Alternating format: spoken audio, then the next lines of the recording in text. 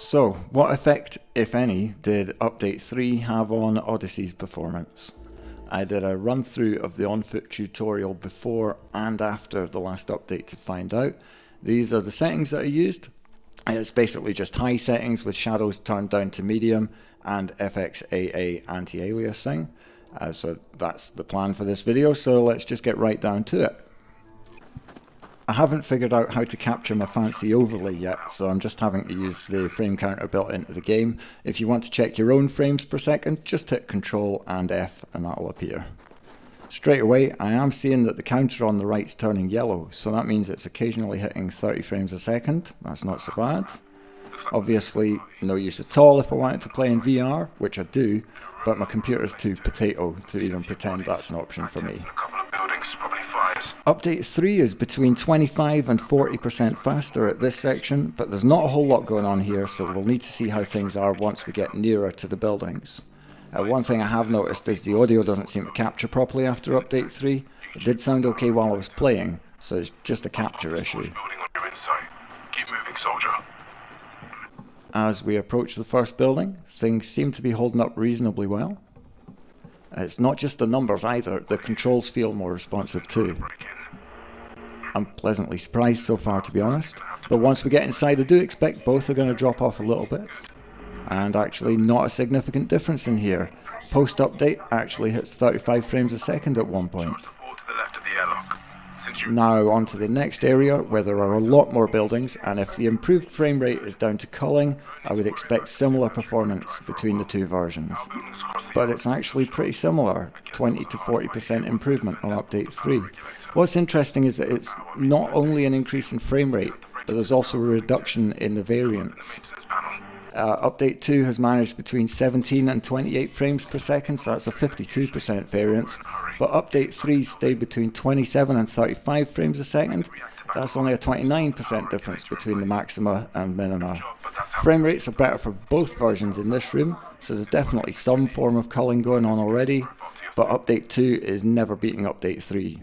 I tried this comparison between Updates 1 and 2, but found absolutely no difference on that occasion. I see on Reddit that some people saw a big improvement after Update 2, and I've also seen plenty of people saying that Update 3 has had no effect for them. And sadly, some people are reporting worse performance after Update 3, so it's certainly not been a magic bullet for performance.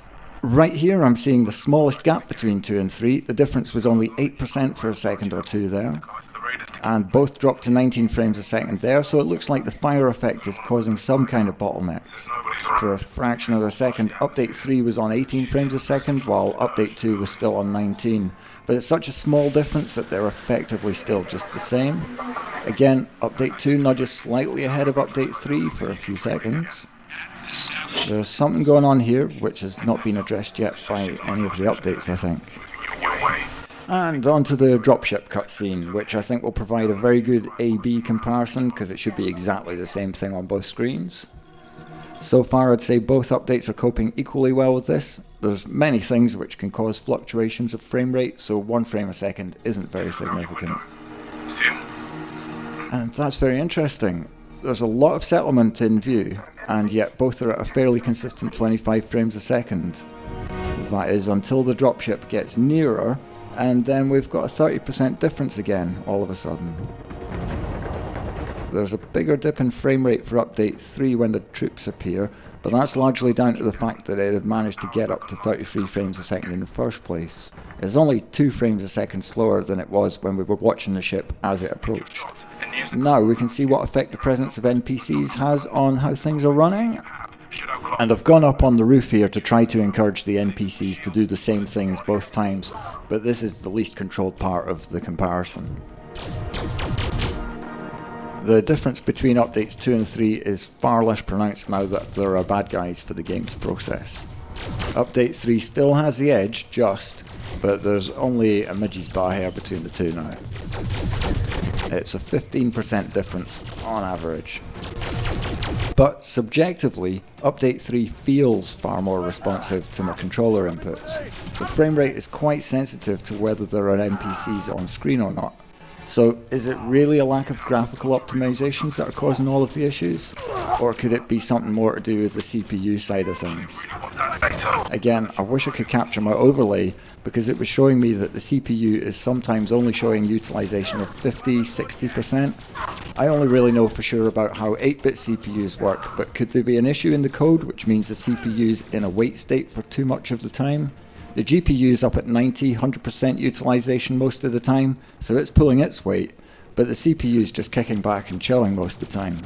I've used throttle stop to undervolt my CPU so it's able to run at its maximum speed almost continually, but here it's not even running at 2.3 GHz, which doesn't seem right. Other games such as Doom 2016 and GTA 5 have my CPU running at its maximum 2.8 GHz pretty much the whole time. I'd expect Odyssey to be similar.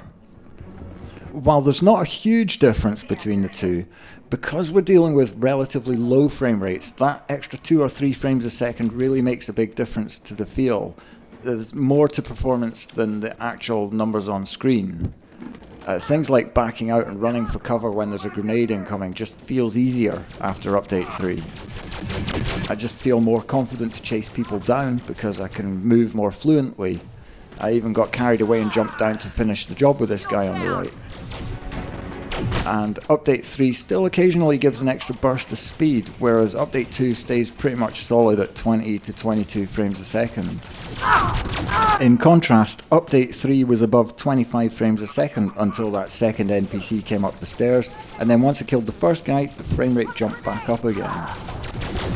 There's only one hostile left. Take your time.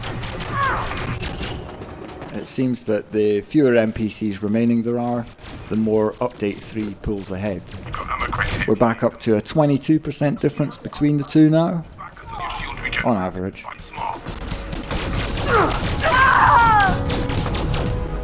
Shield online. That's how it's done. All hostiles are down. And that concludes the murdering part of the tutorial.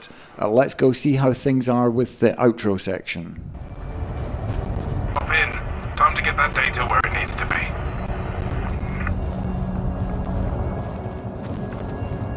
I know this isn't like for like, but we're back up to a much more significant difference between updates 2 and 3.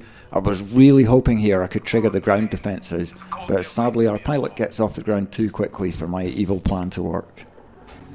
Like for like now, and that's an 8 or 9 frame per second difference. That's something like 30 to 40% discrepancy. The difference in feel between the two is like night and day. Mothership under attack. Even on the totally black screen, update 2 was still lagging behind, so I'm not sure what that's all about.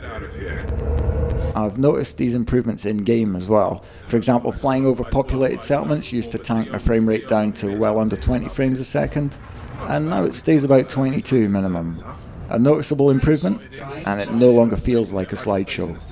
You can see here that update 3 has also had quite an impact on atmospheric flight too.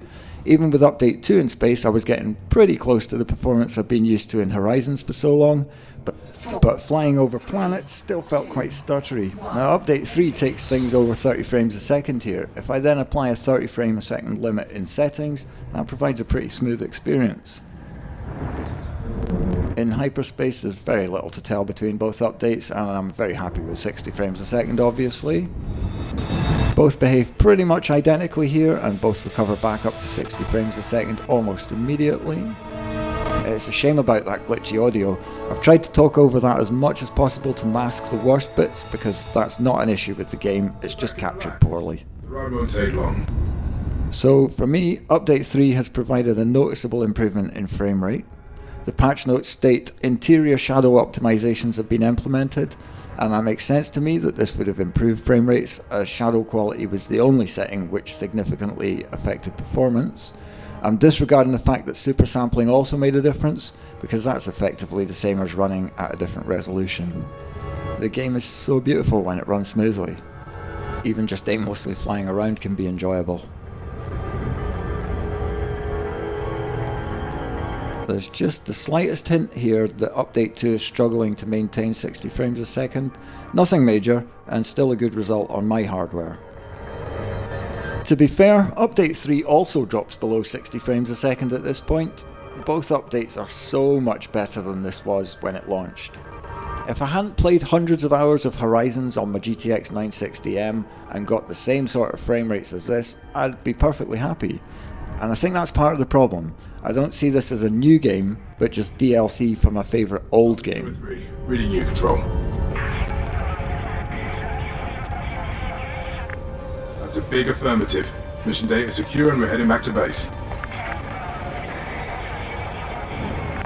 Confirmed. Our departing hero did good. I'll file a report as soon as I'm docked. Well, maybe after a beer. Acknowledged. Alpha 03 out. Both versions dropped to the low 50s there. Flight engaged. And Update 3 actually dipped lower than Update 2, but not for very long. Interestingly, now we approach the planet, it's actually Update 3 which is performing the worst out of the two. Update 3 also included some terrain optimisations. This may have been to reduce some of the more noticeable texture pop-ins when the level of detail changed on planetary approach. Maybe the cost of that is a slight performance hit. I don't know. Things seem to have evened out between the two updates again here though.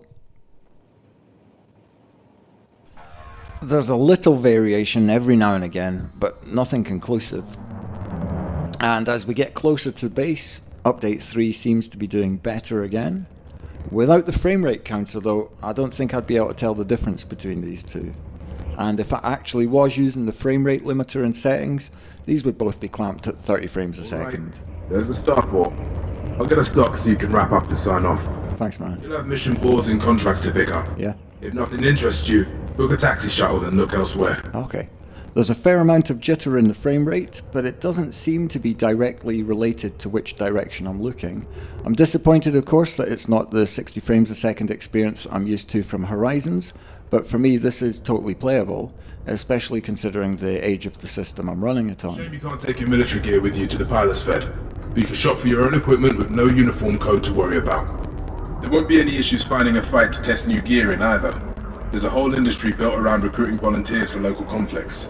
I imagine this place has missions to pick up just like any other starport. Would I be happy with this if I'd paid for a high-end system and all my other games ran at 144 frames a second?